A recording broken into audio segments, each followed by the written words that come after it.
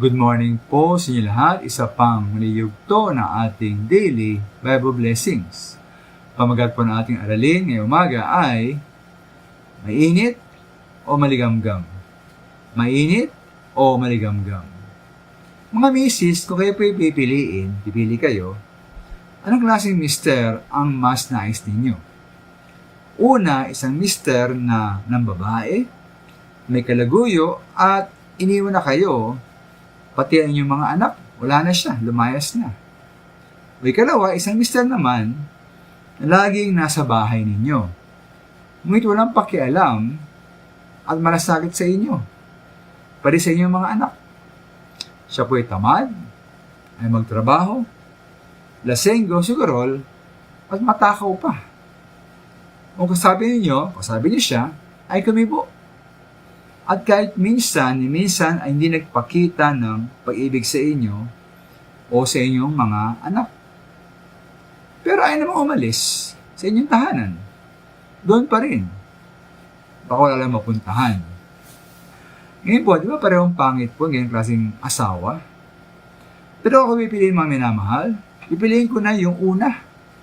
Yung asawang wala na sa buhay ko. Narang po dito mga minamahal, sabi ng Panginoon sa pahayag 3:15-17, sabi niya po, tiyo ko sa iglesia sa Laodicea. Nalaman ko ang mga ginawa mo.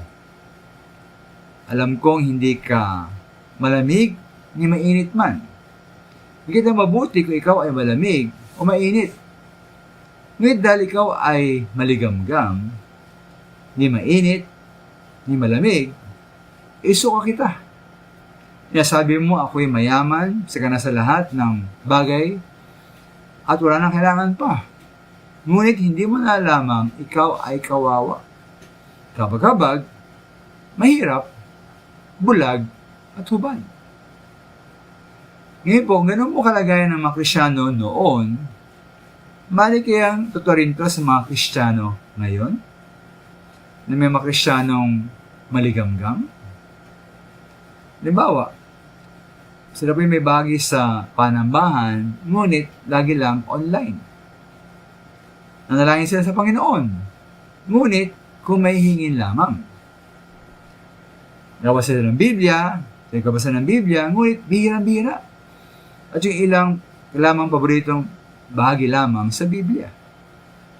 Nagbibigay sa gawain ng Panginoon, oo, ngunit kung mayroon lamang sobra o tira-tira. Ikaw po, nagbibigay siya, minsan isang taon. At madalo mo naman naman sa panambahan kung meron lamang church anniversary.